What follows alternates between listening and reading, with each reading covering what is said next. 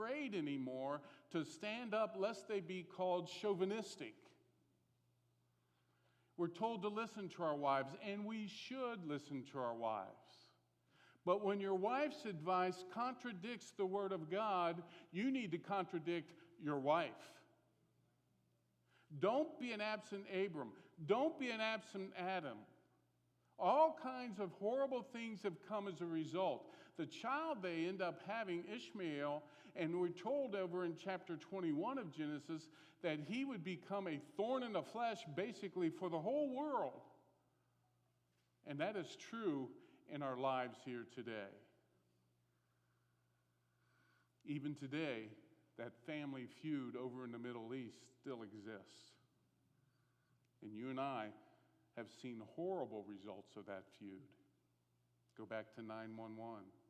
Go back to all the different things we've seen, the war in Iraq, the war in Afghanistan, all these different things stemming, in essence, from right out of the Bible. It's nothing more and nothing less than a family feud. And if you don't believe me, go back and follow some of the genealogies and see where those nations live and exist today. And you'll find out that what I'm saying is very, very true. Silly Sarai, harried Hagar, and absent Abraham. Now, let me tell you about my Jesus. This is where the message gets fun. This is where the message becomes beautiful. This is where what we have is a sad state of history, a sad story in the history of the world, and it goes from darkness to light. It goes from being just a real pain to a beautiful moment. I got 4 names actually for God here in this text this morning, and I want you to catch each one of those. Each of these names in the text are not necessarily given to God, but they all say something about God. Number 1, El Roi. It means the God who sees. Literally what the text is saying when Hagar spoke, when she's out there in that desert all by herself, she's pregnant, her emotions are running wild as they would. Ladies, you ever have that issue when you were pregnant? Oh, you big fibbers. She's pregnant. She's been outcast. Think about Hagar for just a moment. She's of the wrong race, so in one sense, this is a racist argument. Is going to be the father of the Hebrew nation, the Israelites. So she's of a different race. She's owned by Abram. She's his slave. He can tell her what to do. She has to depend upon her for her very existence. For the rice she found in the bowl the next morning came from Abram's hand. For the fish she was able to eat came from Abram. For the sheep, the lamb she was able to eat came from Abram. She's the wrong class. She's poor. She's a slave. Abram, filthy rich. And she's just a product to be owned. And not just owned, but used and abused. She's delivered into the hands of her master by her master's wife for the simple purpose of satisfying her master's wife's desires to have a child. There's no thought given to Hagar. There's no consideration. This young lady might want to grow up one day and get married and have her own children and her own family. No, what's more important is me, Sarah says. And Hagar, we're going to use you to make me happy. So after looking down on her master's wife, Hagar flees because her master becomes harsh with her. She runs. She's out in the desert. She's alone. Looking down at verse 7 through 16, the angel of the Lord found her. The angel of the Lord, different places in the Bible. Sometimes it's Jesus appearing. Sometimes it's not. Sometimes we don't really know. This is one of those where we don't really know. But that's okay because whoever it is, they're speaking on behalf of God. The angel of the Lord found her by a spring of water in the wilderness, the spring on the way to Shur. And he said, Hagar, servant of Sarai, where have you come from and where are you going? She said, I am fleeing from my mistress Sarai. The angel of the Lord said to her, look at this.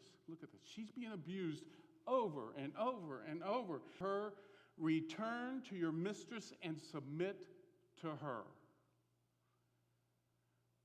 He was dealing with her arrogance.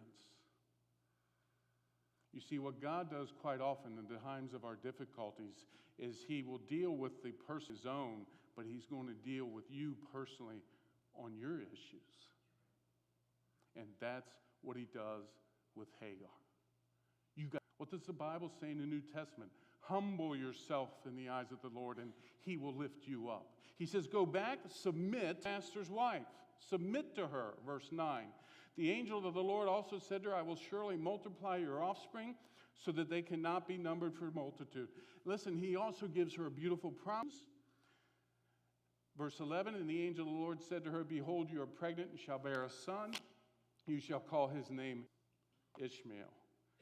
That brings us to the second name, Ishmael. Ishmael means that he hears me. He hears me.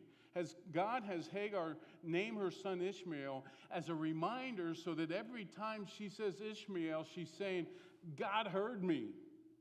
He heard my cries when I was out there in that desert all by myself. God was listening. And He says to her, the angel of the Lord said to her, behold, you are pregnant and shall bear a son. You shall call his name Ishmael, because the Lord has listened to your affliction. Have you ever had an affliction? Of course you have. Some of you may be enduring afflictions right now, even as I speak. Some of you have endured terrible afflictions in the past. Some of you don't know what's going to be around the corner tomorrow, and you're going to have some afflictions you never dreamed would come into your life. I hesitate to give examples because they come in all kinds of varieties, shapes, and forms. It may be that you need to submit yourself. It may be that it's not you. It may be a husband who is refusing to let go of his girlfriend. But whatever it is, God hears your cries. And that, friend, is all you need. That's all you need. God is always listening to our prayers. And then the last name I want to give you here this morning is simply God answers all. He hears your prayers, but He answers your prayers. I actually want to tell you about a New Testament name at this time that actually came out of the Old Testament in the book of Isaiah, but it refers to Jesus in the New Testament. It comes from Isaiah. The Lord Himself will give you a sign. Behold, the virgin shall conceive and bear a son, and shall call his name Emmanuel, God with us. We just finished Thanksgiving. I thought I'd give Pastor Kepler an easy way into Christmas. God with us. Whoa! How many times have you said the word Emmanuel in your life? How many times have you sung it in songs? How many times have you heard others sing it, the choirs and soloists and so on and so forth? How many times has it just kind of went over your head? It means God is with us. He's with you. He's with me. He's not staring off from a distance. He's up close. He's personal. He sees your heartache. He sees your pain. He sees everything going on in your life, the good, the bad, and the ugly. The good things that are happening in your life, the bad things that are happening to you, the ugly things that you get yourself involved in through your own sin. He sees it all. And yet, He abides with us. Over in 1 John chapter 5, verses 14 and 15, we read these words.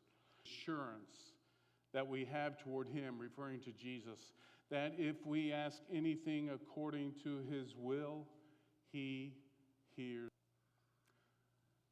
Some of us are sitting in these pews to prayers. Some of us are alive today because God has heard your prayers.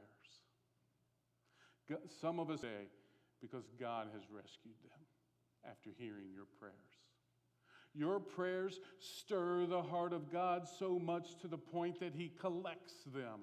And one day, and the book of Revelation tells us that they will go up as a pleasing aroma before Him. I don't know how pleasing my aroma is. But if I have to, I want to stink heaven up with my prayers. I want the whole place to smell like Dana's prayers. And I know that ain't quite possible because a lot of your prayers will outdo mine. But I love the fact that I know God is with me. He knows what's going on in my life, even during the good, the bad, and the ugly. Over in chapter 21, you'll find that Ishmael has been born. He's now about 16, 17 years of age. Sarah and Abraham have had their own child. They named him Isaac because she laughed. She gave birth to him at the age of 90. Abraham was 100 years old at that time. The baby has now been weaned, and in that society and culture, you weaned a baby when they're about 2 to 3 years of age. Okay? So somehow or another, he's either picking on, or not Isaac, but Ishmael is either picking on or sliding Isaac in some form or fashion. And so Sarah goes to her husband Abraham and said, "Get rid of this wench and her son. Get him out of here." And so they run him off. They go out into the desert. All he gave her was a little water skin so they could have a little bit of water. The water runs out. Think of this. You got a 16-year-old boy. She has to push him underneath a bush to get some shade. He's weak as can be from the lack of water. She goes off, it says, about a bow shot, which is about the equivalent of 100 yards. And she can hear the baby's cries. But God heard the baby's cries also. And he appears to her. And again, he blesses her and sends her on her way. So what? What does this mean for you? Answers to that question, so what? Here's what it means. Number one, submit or humble yourselves before the authorities in your life. Boy, if that's something our culture ever needed, it needs it today. Submit or humble yourselves under the authorities in your life today. The angel of the Lord said to her, "Return to your mistress and submit." James chapter 4 says, "Humble yourself before the Lord and he will exalt you." Number two, recognize his presence. Matthew 28:20, as Jesus is leaving, he says to his disciples, "Behold, I am with you always." Those are Jesus' words, not mine. I am with you always to the end of the age. And over in Hebrews chapter 13, verse 5, we read, "I will never leave you nor forsake you." And I have for it here this morning is, since he is watching, since he is listening, trust him. Trust him. I want you to sing a little quick song with me here this morning. It's one you know.